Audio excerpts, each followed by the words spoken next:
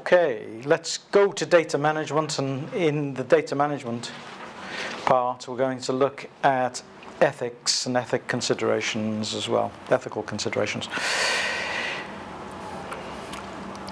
Things that you need to consider: you consider audio taping, cassette or digital. You need to consider transcription. You're going to have to transcribe. Has everybody transcribed interviews in the room? Yeah. Take a long time. Do them yourself or get someone else to do them. What's the benefit of doing it yourself? You don't lose the essence. You're close to the data. As a qualitative researcher, that's important. Sometimes you have no choice because of ethical consideration. You might have no choice because of ethical considerations, good point. You also might have cost considerations, that it's too expensive to get the transcription done externally. If you haven't got a budget or you haven't got a research grant to cover that cost, then you've got no alternative but to do it yourself. But often in a qualitative study, because you are so close to the data and you're able to do it yourself, it is often better because you're thinking about the issues, you know the issues involved. And sometimes you get transcriptions back that can take you as long to correct and put right as doing it yourself. So transcription: who, what should it look like, when, where is it going to be stored?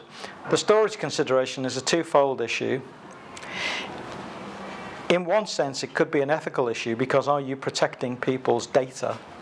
And I think you ought to give some thought to protecting people's data, because you're in a privileged position holding that data. So if you can identify individuals from that data, then you need to think about how you can hold that data securely and keep within the terms of any legislation, such as a Data Protection Act or anything like that as well.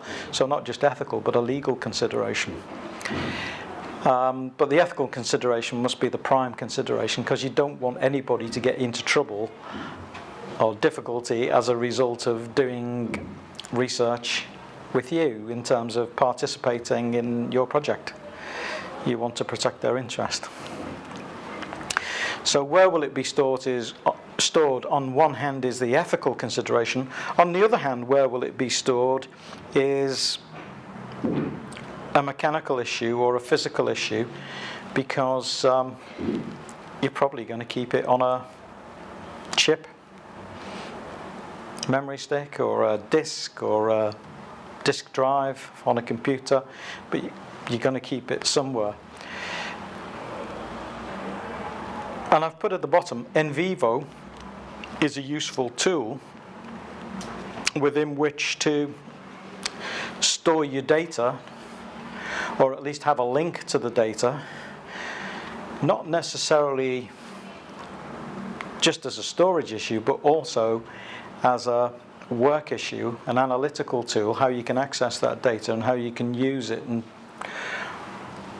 rearrange the data, reconsider the data, reevaluate the data using the NVivo software. And the NVivo software can be particularly useful to do such things very quickly, because if you've got a lot of text from qualitative interviews, NVivo is very good at identifying that text or key phrases quickly and pulling it all together, and it will throw it all up for you. So storing text is one thing, but you can also, within the NVivo program, you can store video, sound, other forms of data all in one place. It's ready to analyze. You can link the data sources together and you can code the data. So coding the data is important. But the final caveat is interpretation is down to you in the end, because as a qualitative researcher, you are the interpreter of the data. You have to make the interpretations.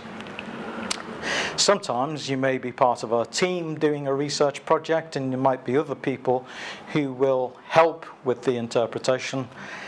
But often when you're doing a PhD project, it's you as the individual doing the PhD who has to do the interpretation.